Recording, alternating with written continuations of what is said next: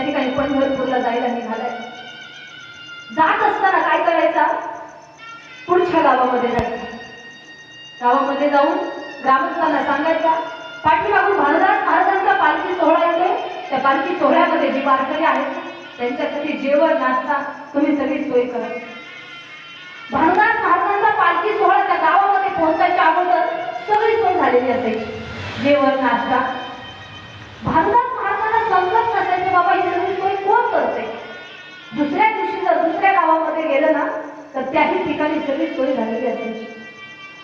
ज्यावेळी भानुदास महाराजांना समजलं कुर्मदास नावाचा एक भक्त आहे, तो ही सगळी सोय करतोय।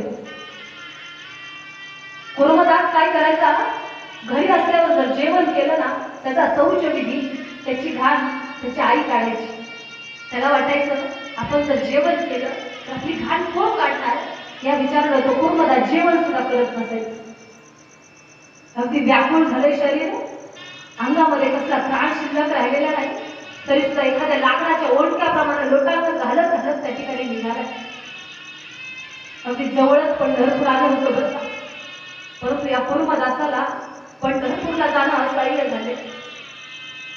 जे वारकरी पंढरीच्या दिशेने चालले होते ना, त्या वारकरी